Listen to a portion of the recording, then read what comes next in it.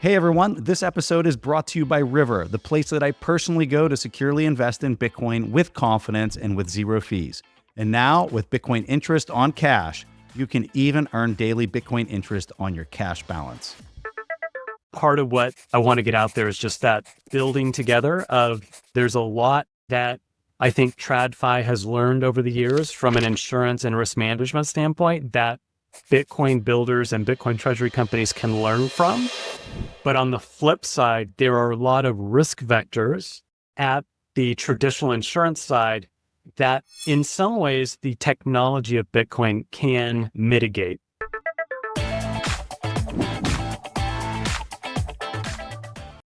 Hey, so you're in insurance. And for me, when I'm looking at Bitcoin and I'm looking at the entire insurance industry, I've been holding my head like this for years, for a very long time, because I can see how much capital is just sitting in the wings. And because of how the bond market has performed for 4 decades, I just think so many people in insurance have just been lulled to sleep, and they're totally missing this massive, future decade, maybe multi-decade trend that they really got to wake up and understand in order to protect themselves, protect the people that they're insuring. And it, of course, comes back to Bitcoin. And there's nobody better to have this conversation than you. So give people a background on yourself, Garrett, and why you're the right guy to have this conversation. Yeah. So Garrett Johnston, I am basically a 25-year insurance guy. I started out really on the underwriting side. So in the commercial insurance world, you have kind of 2 buckets. You have the insurance carriers.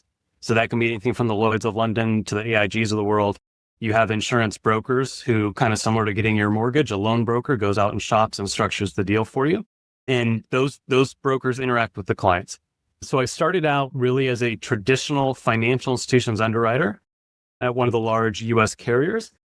Ended up running one of the offices on the West Coast for them and their FI practice. And then recently I joined a firm called Marsh, which Marsh is the largest insurance broker globally. I kind of, for people who are not familiar with insurance, kind of think of them as like the BlackRock of the insurance broker world. Pretty much every Fortune 1000 company, there's a relationship we have with them. So the spread and the reach that I get to have in my position is very broad brush and very wide cast net. From a personal standpoint, I was a traditional insurance guy, did that personally, really kind of went down the Bitcoin rabbit hole. 2019, 2020, COVID kind of really got me that conviction. Had my kind of moment of truth from like, maybe I just get out of insurance once that Bitcoin conviction really hit in. And I wrestled with that for a little bit and then ultimately decided that at the end of the day, Bitcoin needs all of us with our various backgrounds, right? So there's a number of people out there on the podcast circuit with great backgrounds that are not Bitcoin native, that are doing what they have brought in their experience. So that's really where I settled of, I'm a father too. So when I think of like the long-term game, your time preference changes as you get into Bitcoin. I can do a lot more for Bitcoin as an industry, staying in my very kind of traditional fiat-minded ecosystem of insurance. But what can I do to be a bridge builder, a developer? And that was in 2020. And to your point, insurance is notoriously slow. It's notoriously careful because they do ultimately need to be careful because they are the backstop. I first started in the industry in 1999. So my first kind of market event was the .com bust, build and bust. So I would say the crypto winter we went through a few years back to me felt very similar leading up to and coming down of the .com bust. And then obviously recently everything started to shift, right? So administrative headwinds, prior administration to administrative tailwinds. And now the floodgates are kind of opening or the resistance dominoes are all falling apart, right? So I really play at that intersection between there are all these builders out there that as they scale are going to need to start thinking a little bit more corporately, and the risks get bigger, the targets on their back get bigger. How do you use insurance as part of your risk matrix? Because at the end of the day, insurance is just a tool. It's not a catch-all solution. I tell most clients that are scaling, like, risk is coming at you, whether you insured or not. It's not a function of, you can't make risk go away. You can just choose how to deal with this. You can accept it on your own balance sheet. You can offload it to a third party's balance sheet. That, in essence, is what insurance is. And that's kind of where I sit today. So kind of that intersection within a very, very large corporation that does insurance. We also have sister companies that are some of the largest investment consultants to pension funds and sovereign wealth funds. So there's a very interesting orange pilling kind of dynamic within that avenue. And then we have a consulting firm that is essentially like a McKinsey style, less about insurance, more about corporate strategy. That's where I sit today. Perfect. That's perfect. Yep. Well, what I want to do for the audience is just kind of help them understand why Warren Buffett and Berkshire Hathaway, Geico was their company. When you look at the engine of Berkshire and how they were able to just amass so much buying power through the decades, at the heart of that was this idea of investing the float of the insurance company. And when you look at Geico, and you look at the size of this quote unquote float. So like for people listening, what is the float? These are unearned premiums. So when you take out an insurance policy and you say, I need $1,000 policy for X, Y, and Z, you put that $1,000 on deposit, and Warren would take this money inside of Geico and he would invest this, and you can invest it in very specific things that aren't super risky, but based on the environmental setup, the US Treasury market being sky high with yields, and those yields kept going down for years, he could take that, he could take those premiums, he could actually buy long dated US bonds because they fit a very specific terminology that was quote unquote safe. And it was through this period of time leading up to COVID. You can make a ton of money with just the changing interest rates with owning long dated US treasuries through their bonds through this period of time. You do this for 40 years and interest rates keep going down. You can see how he's taking all this capital that's set aside for potential payouts, and he's just making a ton of money on the change in the market price of those bonds. So that was the environment. That was the flywheel or the main engine of Berkshire Hathaway for all these years. And now all of a sudden, things have changed. The math is a little bit different. The environmental setup is, and anybody who wants to question this, they can go look at Silicon Valley Bank, and they were sitting on a bunch of long dated bonds and they blew up. And the reason why is because interest rates are going up. When you're sitting on bonds with a lot of duration, guess what? The price goes down, and those are major impacts. So now if you're an insurance company, now you understand why this conversation that we're about to have is so vital for people in the insurance industry to fully grasp, because if interest rates are on a trend change, a multi-decade trend change, and you're sitting on long duration debt like you have for 40 years straight because you made a bunch of money doing that with all this float, maybe there's an issue. Maybe we have to rethink the quote unquote risk of sitting on that type of asset.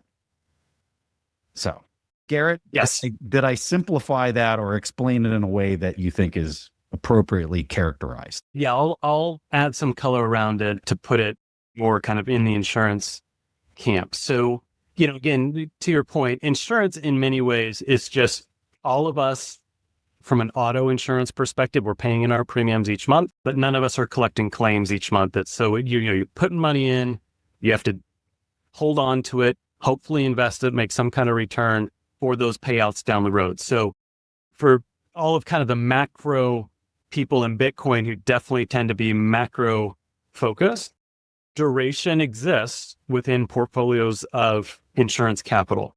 Depending on the product you have, the duration changes. So very rough format, if we just keep auto insurance as a good example, the physical damage, so like a fender bender, that's short duration, right? As soon as, I rear end Preston on the freeway, we know that we got to go get our car fixed. If it's a fixed cost. But if I injure Preston's neck and it may result in back surgery 10 years down the road, that would be the longer duration piece of it.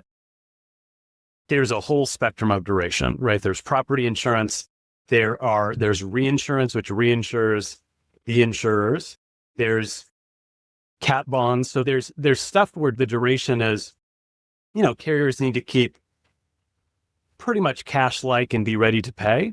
And then there's super long duration, like life insurance is a perfect example. So like some of the firms that are doing Bitcoin denominated life insurance, they're using that duration aspect and coupling it with Bitcoin. So back to how kind of the insurance community, in my chair, I'm constantly having discussions with clients and carriers on this intersection of inflation and risk.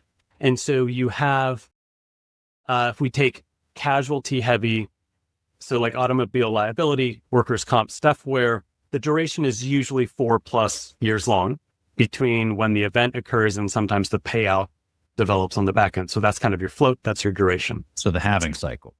Exactly. So, very oversimplifying it, but if you're investing mostly in bonds, let's just call it a 4% yield, and inflation, let's just say, is running at 7, you're melting away 3% per year. The other dynamic that carriers also have to layer over that is this term they kind of refer to as social inflation. And that is this concept that jury verdicts are getting more and more dislocated from reality. So the art of most insurance companies is they have to take the $1 million they get in from various people's premium and hope that there's enough of that $1 million with inflation, et cetera, that in 5 years' time, they've earned a return up to, say, $110 million to pay out dollar equivalent purchasing power of those claims. These runaway jury verdicts have been a problem for 5+, 10+ years in the system, where an actuary inside an insurance company, that's the person who has to map out dollars today versus payouts tomorrow, and how do you bridge that divide of enough money in the bank to pay the claims. Those people really struggle with, well, how do you do that when you pencil out a back injury claim at $1 million if it goes to jury trial, but the jury rewards $150 million? And that is the reality that these insurers live in. So the severity within the duration is what the social inflation piece is. Now carriers have to deal with, let's just call it 7% top line nominal inflation plus social inflation. So they really got to perform, call it 15% year over year returns to even keep up with that. If they don't, then their only choice is they pass the premiums down to the clients. So it's all connected from a standpoint of insurance rates go up in many, many ways, driven by top line nominal inflation, but then the social inflation aspect around it as well. Most of these companies are in cash and cash-like equivalents. So treasuries and short-term securities, they need Bitcoin. Like at the end of the day, they need Bitcoin, right? When you look at some of those charts of, they need to make sure they have cash on hand to pay claims, but they've got to create that yield to keep pace with just this melting ice cube of inflation and social inflation. If you go to a lot of companies, they might have a 10% allocation. It's mostly cash and treasuries, but they might have a 10% allocation to, say, alternative risks. That could be hedge funds, private equity, REITs, et cetera. Garrett, And they're doing that. Yeah. before you go forward, I think it's really important to just pause, because somebody that hears you say they need Bitcoin, they might not necessarily be able to really kind of piece together why you're saying that at that moment. I suspect, and I want you to say whether I'm on target here, but when you're looking at the growth rate of your expenses, of what you're paying out, and the rate of that, and then you're looking at the printing that's happening with the M2 growth rate, and then you're looking at where you guys can put capital and what the return profile is across the board, it's all underneath of the growth rate of your expenses that you guys are realizing and seeing, and also just the money printing that you're seeing. And so you're saying there's nowhere we can take these premiums without blowing out our prices and losing all of our customers to competitors that aren't adjusting their prices higher. And that's a whole nother important talking point in insurance is, if you keep your rates low, you're going to retain customers, but they don't realize that the real risk is that the premiums might not be there for the cost of the claims into the future, because they're not going to be realized for, call it, 5 years or more. So like, this is a major issue that you're looking at from a systemic standpoint across the board for the entire industry. And you're saying, I'm looking at these rates of expenses, and it's far exceeding anything we can take the capital and plug it into that's going to at least sustain or grow with that expense blowout. Is that properly characterized? Yes. And I'll frame it another way. Like, it's not uncommon for a large client that we're going into renewal, and renewals are usually 12-month policies. So each year you're having this discussion. If you assume that their exposure is completely static, oftentimes the carriers are like, well, we're starting at +5, +10% rate increase just to account for social inflation and top line inflation. Forget your risk profile, forget losses. This is just the starting point. Then have you had losses? Have you not had losses? We can adjust from there. But that's where the inflation dynamic is really problematic. And this social risk that you're talking about is not like a linear step. It's accelerating, I'm assuming, as far as the cost going up. Yeah. I mean, for the most part, it is super lumpy, right? And it's jurisdictional, right? So certain states, there's a reason for anybody that's moved across state lines, right? That oftentimes your homeowners and your auto insurance, even though you as a driver have not changed quite a bit, right? So you've got jurisdictional risk. So there are maybe, 5 states out there that are kind of the outliers of, if you go to a jury trial in those states and you're an insurance carrier, chances of you getting lit up with a pretty large settlement is high, right? And others are a little more friendly that way. So they have to bake that all into the pie, right? And at the end of the day, they're not going to get there with treasuries. They're not going to get there with bonds. They've got to kind of juice those returns, but they're in a catch-22 because the stock and trade of any insurance company is solvency. We're there for the long run. Like, we're boring by design so that we are there when stuff goes bad, right? And that's where, again, I think there's this massive learning gap between the Bitcoin community and the insurance community, and where Bitcoin treasury strategy can make a material difference in particularly the longer your duration, the better. And as we all kind of know in the Bitcoin space, over a rolling 4-year period, nothing outperforms Bitcoin. And I'll say this directionally, you might have tighter numbers, Preston, but 98% cash, 2% Bitcoin over duration outperforms the S&P. That might be a little bit plus or minus a percentage, but it's close. It's close. In the past, right? 4 years, I think it's, underperformed slightly, but it's close. And I think the thing that's really alarming to somebody that's never heard that before, I'm just going to restate it.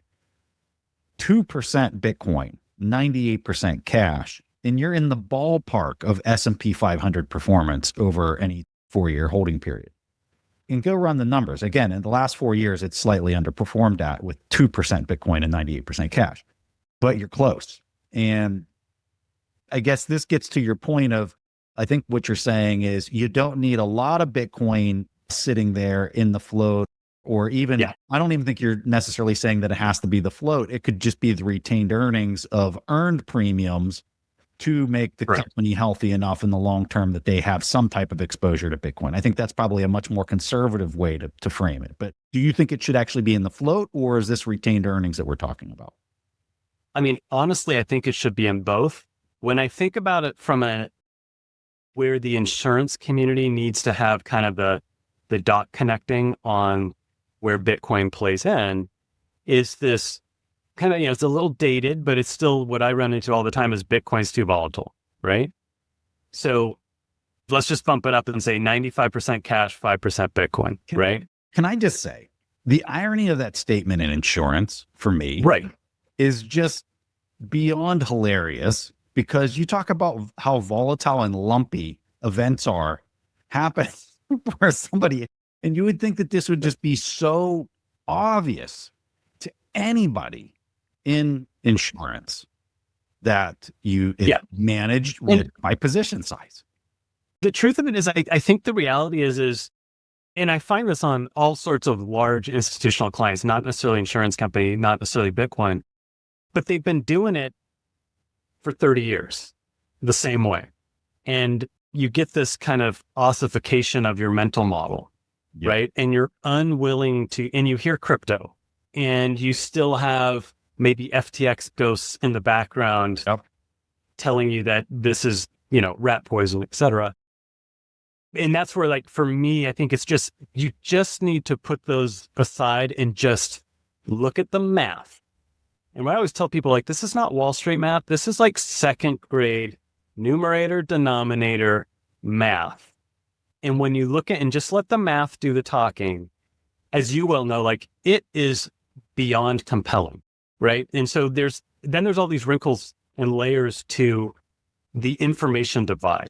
So if you're an insurance company and you're already, let's say 95% treasuries and long dated bonds, and maybe you try to juice those returns with, let's just say private equity, right? Well, what are the average terms of a private equity, right? It's usually like, it's a minimum 4-year lockup, right? There's all sorts of fees. It's very volatile, but it's also very, very illiquid. And then that gets me over to like the regulatory realities of where insurance, and you sit there and you're kind of like, okay, we can do better as an industry if we think through the math. So again, if you're back to the regulators rightly so their ultimate goal from an insurance regulatory standpoint is to make sure we have sound, safe, stable, and liquid insurance companies because they're protecting the public good. We should all support that. That's a good thing. So we should lean into that. But then again, back to that second grade math, when you look at some of the definitions, we'll get into a little bit of accounting into the weeds, but most public companies are on generally accepted accounting principles, so GAAP. That's not how the insurance companies work. Insurance companies are on a statutory financial basis, which means basically the NAIC, which is a government entity, they determine what statutory financial rules. It's the GAAP of the insurance world. And what's interesting in there is from a solvency calculation standpoint, you have admitted and non-admitted assets.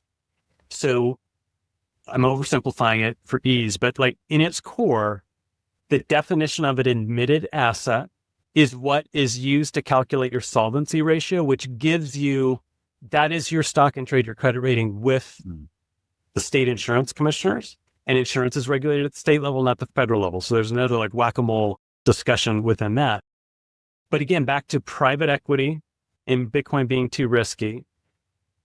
When you look at if you just Google the definition of like, what is an admitted asset from a statutory capital surplus standpoint, it needs to be not volatile. It needs to be highly liquid. And then, it needs to be of a certain size. Like those are kind of the three pillars.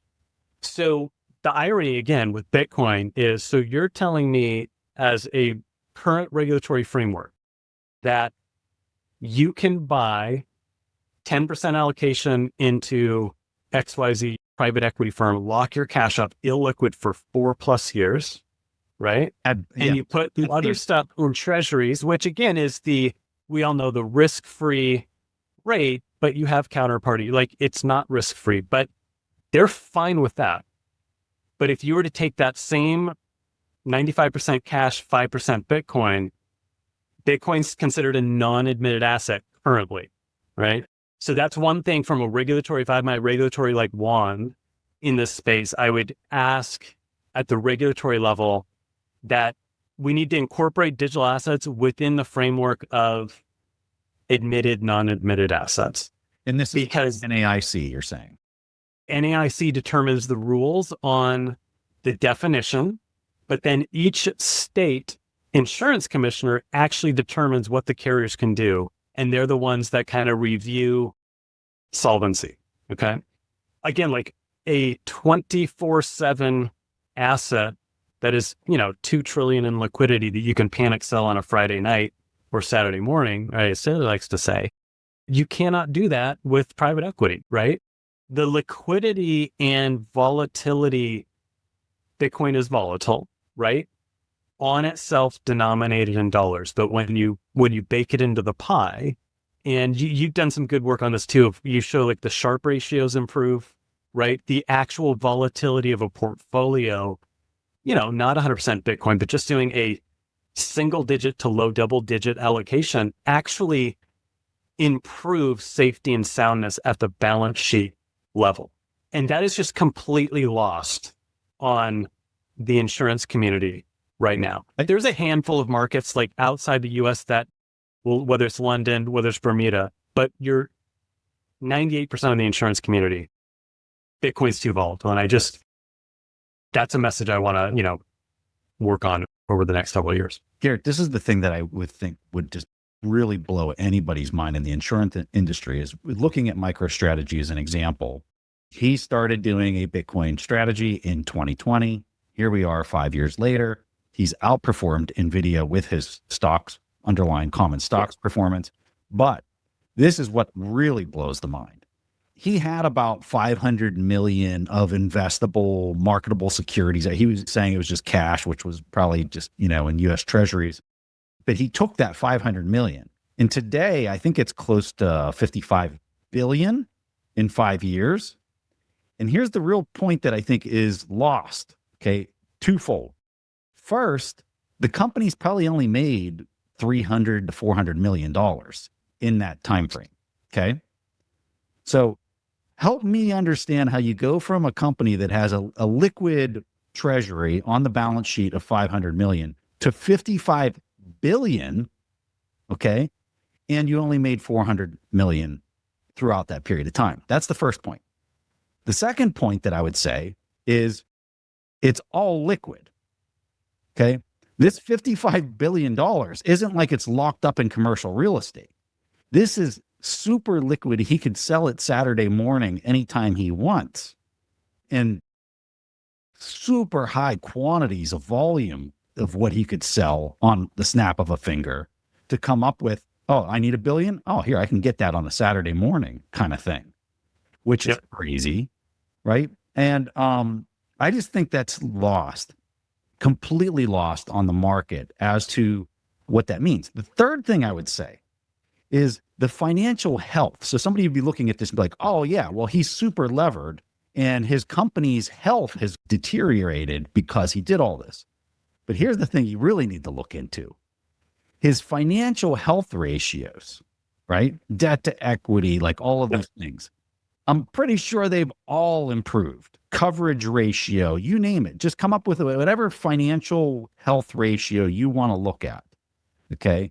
Coverage ratio, acid tests, like all of it. Okay. And go look at his balance sheet. And I think if you look at 2020 to 2025, it's improved on every one of these metrics. So you have to ask yourself, if you're in insurance and you're all about reducing risk, adding liquidity, growing your retained earnings so that you can, prepare for a rainy day, you would think that this would be just wrecking people's worlds, because what I just described should make no sense to anybody, which is your signal to dig deeper and try to understand what in the world is happening over there. Yep. Part of what I love about when you plug Bitcoin into just about anything, it's typically often a win-win. Like, it's usually you don't find a lot of losers in the bargain of Bitcoin. So let's again go back to auto insurance, right? That's just it. I can't name any, right? To your right, I can't name any lose-win scenarios. And just to demonstrate your point, people would be like, oh, well, let's look at his convertible debt holders. They probably got ripped off. Or let's look at his preferred stock holders. They're probably getting ripped off. And the answer is no. They're the best performing convertible debt issuance since he's done them. It's the best preferred stock issuance as far as yield to the health ratios of the business, because that's how you have to look at it, that you can find on the market. And so to your point, it's a win-win for everybody participating on both sides of it.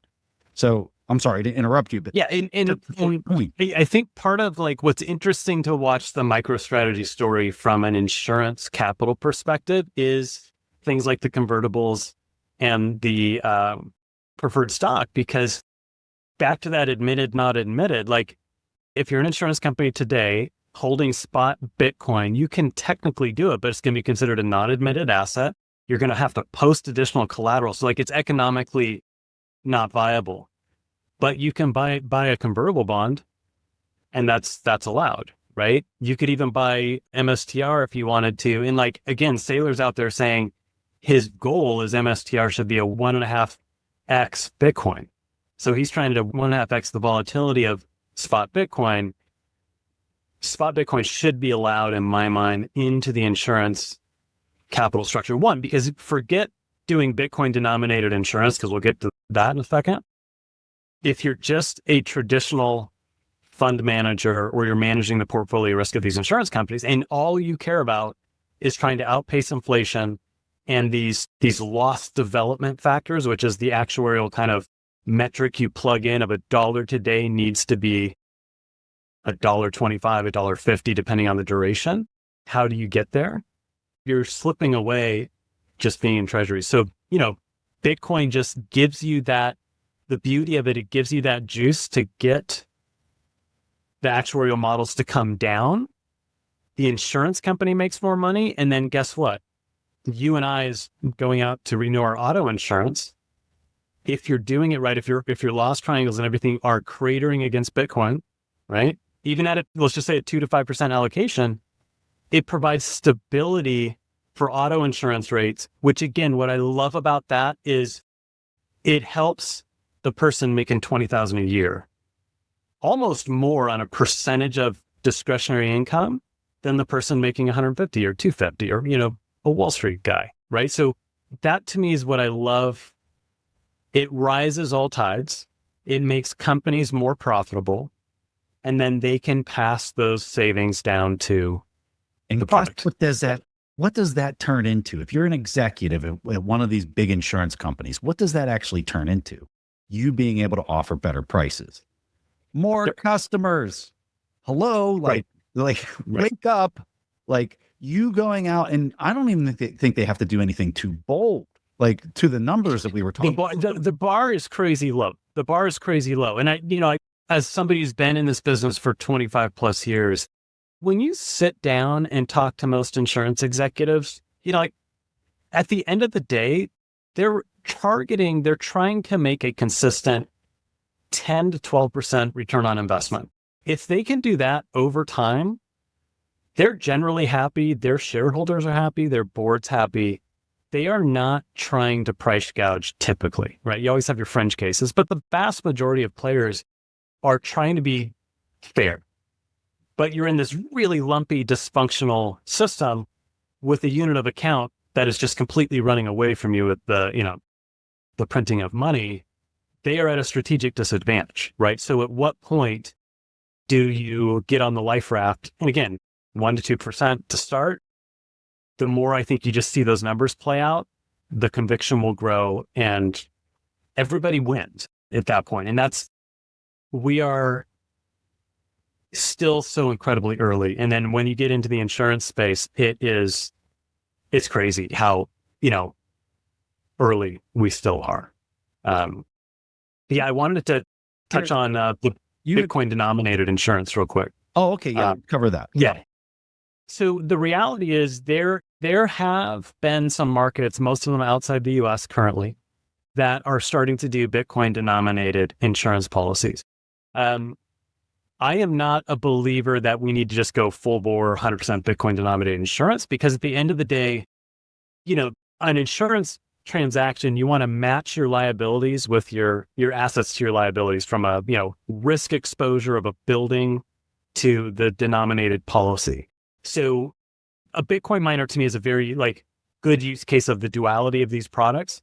So if you take a large Bitcoin miner and they get one of their facilities gets taken out, right? There's going to be an element of the insurance piece where they need to rebuild. They're going to probably want to pay the contractor in fiat, or the contractor is going to require fiat, right? So there are elements of, even for say a Bitcoin miner, they are going to prefer a US dollar denominated insurance to match, let's say, the reconstruction of the building. But then the other part is, what happens if it takes a year for that facility to come back up and they go a year without mining Bitcoin, right? And let's just say that's, they're averaging 50 Bitcoin a month, right? So all of a sudden you've got a pretty substantial number. Well, if you have that denominated in US dollars and Bitcoin rips up, then, your protection is cratering against the underlying asset, right? So there should be, in my mind, and that's called business interruption insurance in the insurance world. The business interruption piece, I think, is more appropriately denominated in Bitcoin, because you're essentially taking the exchange rate risk off the table of USD to Bitcoin. Similar dynamics in custody, right? If you're insuring Bitcoin, a US denominated whether you're buying 100 million or 500 million or a billion of US denominated insurance, when Bitcoin doubles, well, your insurance stack just basically got cut in half, right? From a asset liability matching. So that to me is future state, but we need to be building it now to be ready for those types of policies down the road. In short, if you have a Bitcoin liability that's uncovered, prepare to be wrecked, right? Prepare to be wrecked. And there's companies that have gone out there and had Bitcoin liabilities and didn't cover them and just thought that, well, this is going to be fine. And they realized that there's no better way to destroy yourself than to think that that's possible. The irony for me is if you just invert that idea and you put Bitcoin as assets on your balance sheet, it should have the exact opposite effect, you would think. And that's exactly what we're seeing with our money. So you can arbitrage to the positive. That's right. Right? Because like right now, a USD denominated insurance company is going to be, one of the problems is like the exchange rate risk of Bitcoin, of how volatile it is like, how do you peg your policy limit to appropriately encapsulate the risk when the underlying asset is so incredibly volatile? Well, yeah, do that in Bitcoin and it takes it out. I started out in the bank underwriting world. So like I would be the guy that would sit at like a Silicon Valley bank and be like, okay, what are your controls? What are your risks? And to have coverage for crime or theft of funds, I would set the terms and pricing for stuff like that.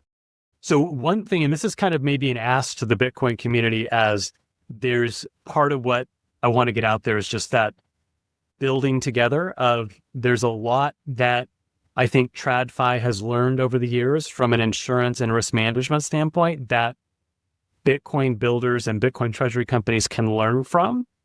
But on the flip side, there are a lot of risk vectors at the traditional insurance side that in some ways the technology of Bitcoin can mitigate.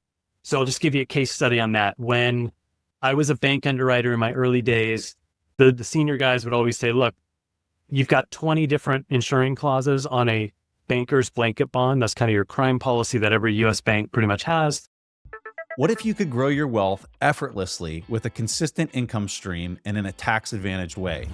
Bitcoin mining with Abundant Mines checks all of these boxes.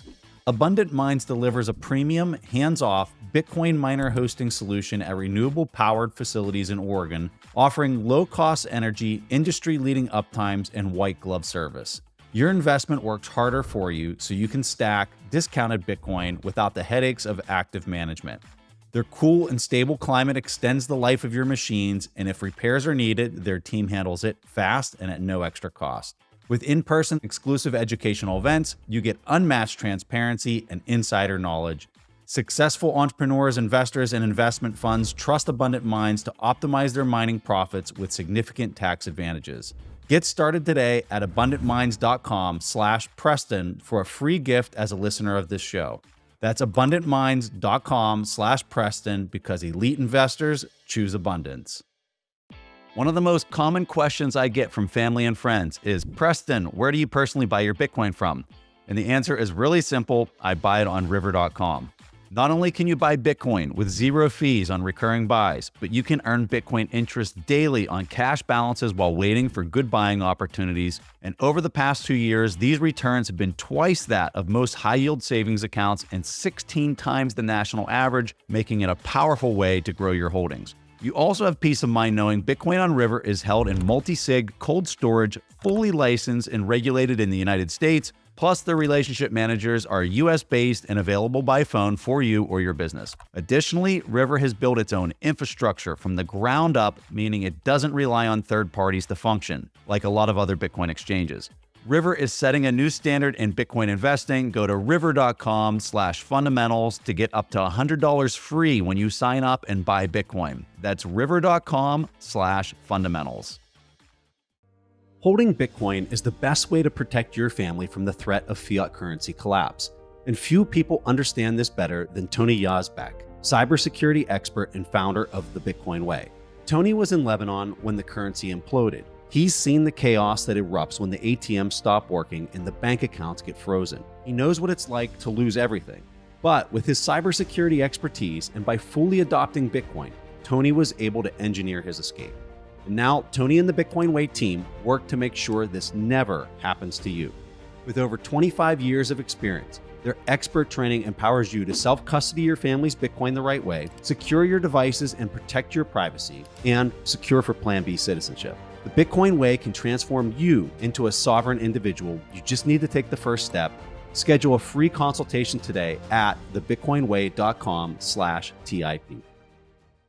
80% of all losses come from the very first insuring clause, which is employee dishonesty, right? So it's going to be a guy in your loan department, a guy in your AP department that's siphoning off funds, usually small amounts over time that, 20 grand a month, and all of a sudden you do it for 10 years, you've got a big claim on your hand. So how do you manage those controls in the banking environment? Well, you have audit procedures. You have some very basic things of make sure everybody in your audit department takes a 2-week vacation because they can't cover the tracks if they're out of the office for 2 weeks. That's an area where Bitcoin has some really unique potential to be far better than what insurance underwriting can do. So back pre-Bitcoin as an underwriter, I'd be like, well, what are your audit controls? Are you training your staff? The breakdown, usually you can train your staff, but if the human element is weak, the weak link in the chain is what creates the fraud.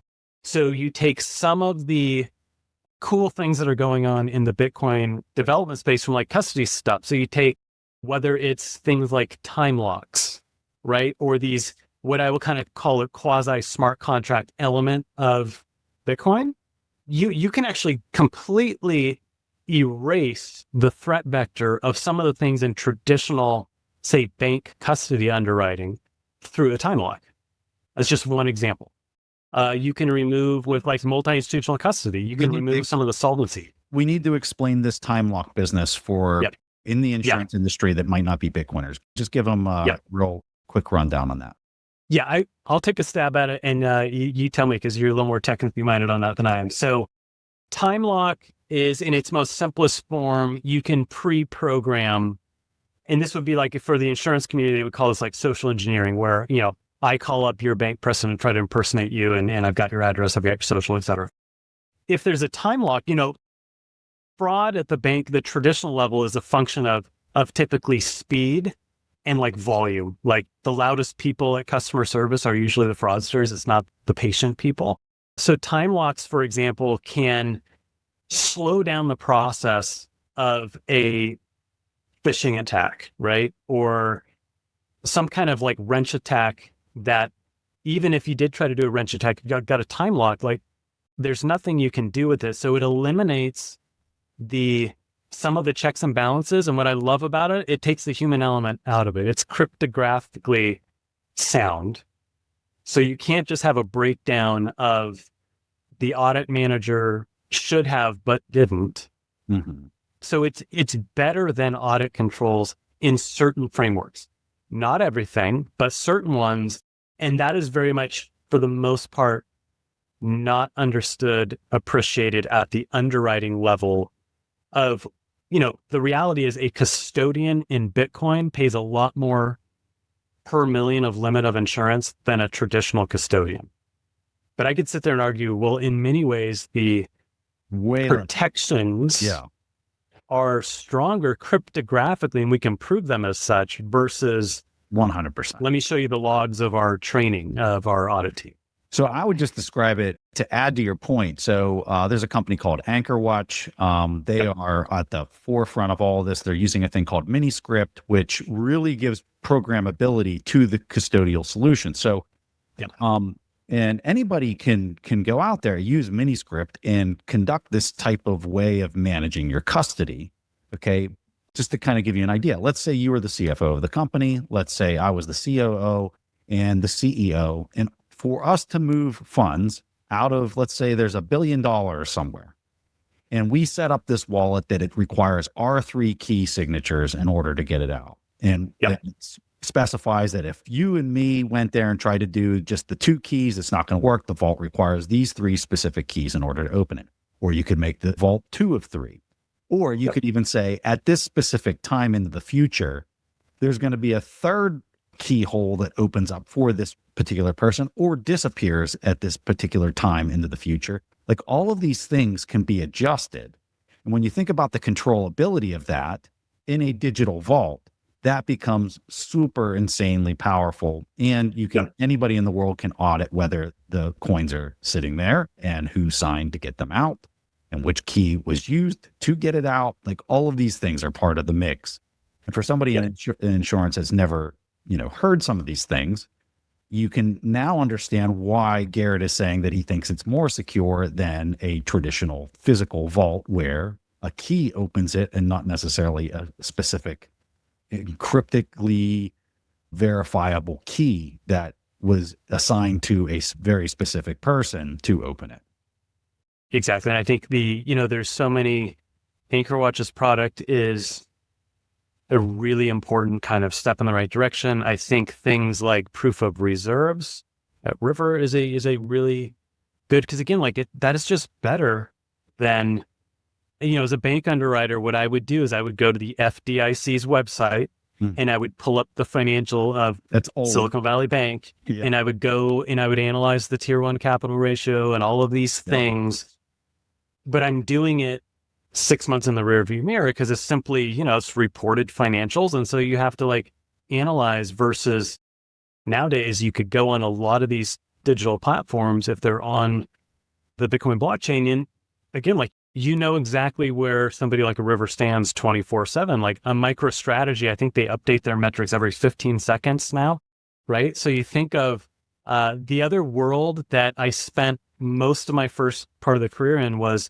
directors and officers insurance. So that is when the board of directors, the CEO, gets sued for some kind of, you didn't run the company right. It's usually a shareholder suit or a competitor suit that comes in. But corporate governance is a big, or lack thereof, is a big driver in the D&O world. So as an underwriter in that space, you kind of are always in the room. You're kind of reporting. I would sit between kind of the CFO function and the general counsel function. But pretty much any lawsuit you see from one company to a next, there's an insurance policy that's picking up those suits against the company or its directors. We call it D&O policy. Mm-hmm. Again, this is where Bitcoin is. It is so fascinating how quickly it's moving.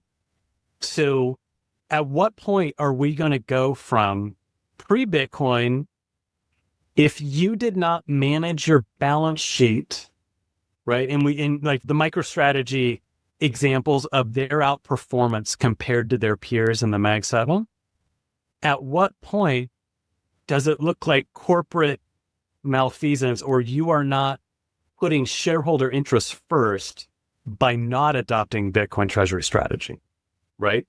Because the returns are speaking for themselves, right? And we're not there yet, but there will be a time where if you are not putting some form of Bitcoin on your treasury as a publicly traded company, you're opening yourself up to lawsuits from shareholders, maybe activist shareholders. Like some of these companies that are coming out, they're not being shy about the fact that they're going to look for underperforming companies, flip them and put a treasury strategy into them. So there's elements of kind of activist shareholderism there.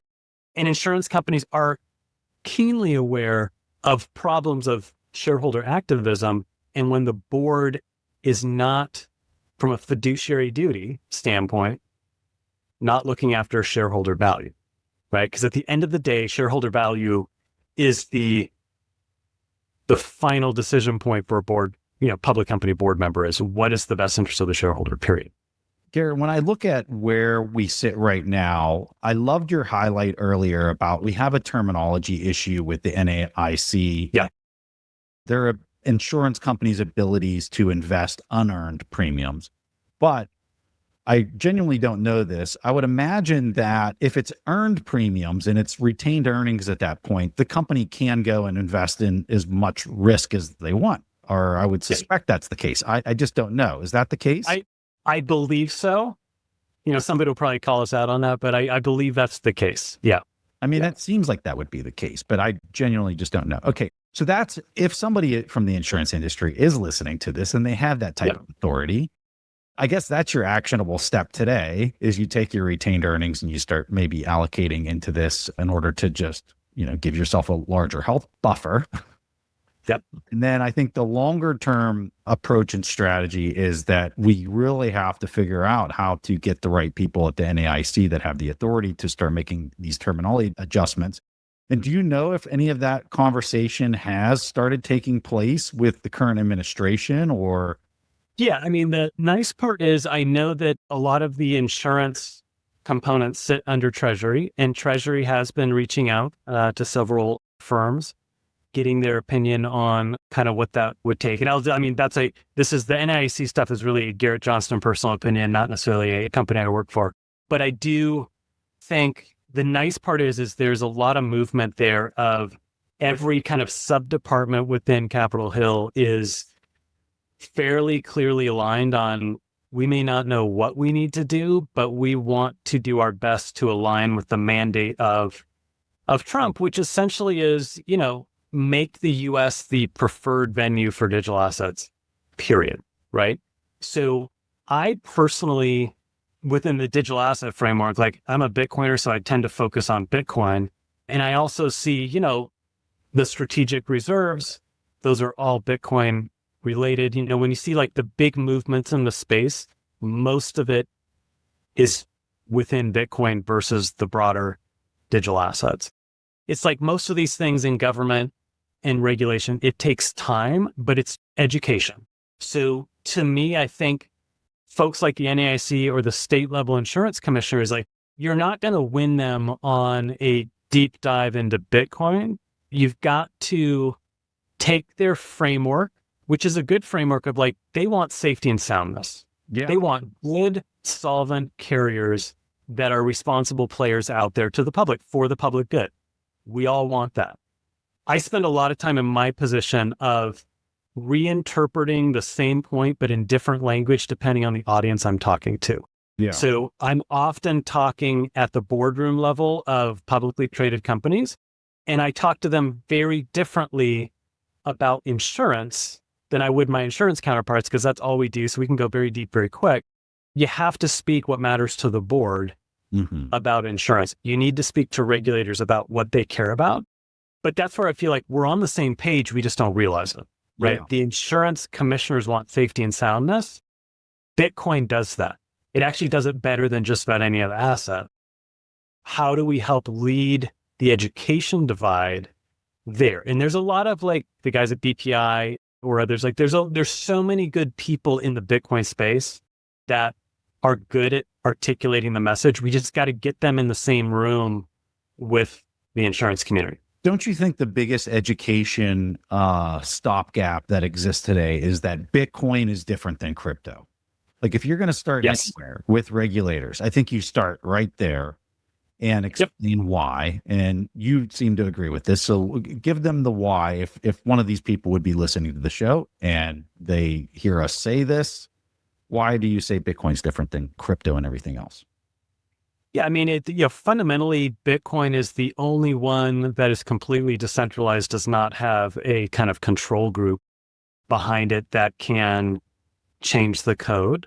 It also really, again, like when you look at all of the talk from the top down, they talk about digital assets broadly, but they really act on Bitcoin. Everything's being acted on in a Bitcoin framework or stable coins. But again, like to me, Bitcoin and stable coins are kind of intertwined in many ways, as far as stablecoins need Bitcoin to kind of help dollar dominance of that standpoint. But where a key difference is between the two is the issuer, right? 100%. When you get into stable coins and, you're going to see a pretty substantial push here in the coming year with banks and pushing stable coins, things like that. The thing you've got to remember is Bitcoin has no issuer. There's not like I need a Tether or a Circle or you name it, JP Morgan coin that's behind that I have to trust whether they actually got the treasuries backing up the token that they're riding on top of the treasury. That's the core difference. And I can see that argument cropping up in the insurance space really quickly, which is, all right, maybe we'll play around with stable coins, but not Bitcoin. But what they're failing to realize is the issuer is still the risk in this equation that they've completely discounted and not even thought about. 100%. 100%. And again, like most of the non-Bitcoin crypto assets, they are not a proof of work system, right? So when you look much more broadly, when we look at the power transition discussions we have at the national level, energy independence, all of that kind of stuff, Bitcoin miners getting into the AI, HPC compute, a lot of where I see in my chair too is somebody like a Marsh where I work, like we have 30-year guys who've done nothing but oil and gas. We have 30-year guys who've done nothing but data center build-outs.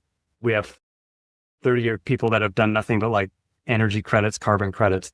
Those things are all quickly bleeding into each other. And then there's a corporate governance wrapper, if you're public, that goes within that, right? And it's all subject to the regulatory framework. So I think where I sit now, and when you kind of look at, this is not a multi-month, this is a multi-year, if not multi-decade journey. We've got to start at the regulatory, get the definitions right. And so, there's been so much sea change in a positive way with the new administration on that. It feels like we're going to get there. And then we're seeing it already, right? Just the last couple of weeks, the amount of kind of gold rush of these companies basically taking the MicroStrategy playbook and creating these Bitcoin treasury plays, that seems to just be accelerating. I mean, where I sit here today, kind of, what are we, almost middle of May, it's hard to keep pace with the daily announcements of stuff going on between Bitcoin, traditional finance, public company markets. It's just accelerating. And they all need insurance, right? So 100%. There's a dislocation there that, to the extent I can help connect those dots and be a bridge, that's really kind of my passion there. And you know what? With as much capital, liquid, immediately saleable capital that Strategy has, they can start to underwrite their own risks with $55 billion. Yes. What I find fascinating is the game theory of how this plays out over 5 to 10 years, because if you look at the fairly low end, so call it 20, 29% CAGR on Bitcoin, and you apply that out 5, 10 years, like MicroStrategy's balance sheet is going to be bigger than Berkshire's. It's going to be bigger than Allianz, which is technically the largest one globally right now. So it'll be fascinating to see where those things play out over time. Because 100%. Bitcoin, I think Bitcoin has to go to 1.1 million, and then Strategy's balance sheet, which again, if it's all Bitcoin, highly liquid, 10x from here, exceeds the largest insurance company's balance sheet globally. Yeah. It's wild. Yeah. And one thing I would say, if you're a listener from the insurance industry and some of these ideas we're talking about are brand new and you're like, there's no way.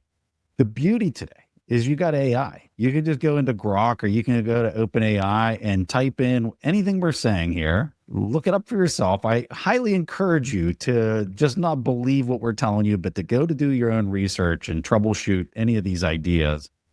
And you might even want to ask AI what it thinks one of the best performing assets will be in the next 10 years and see what it says about Bitcoin. We'll see what it knows. I think you might be surprised with what you find out. Garrett, if you want to leave anything with people from the insurance industry from this conversation, what's your main takeaway? Yeah, for the people within insurance, I would just really encourage everybody to be just curious and reach out. Like that is probably the thing that has been most beneficial to me over the last several years.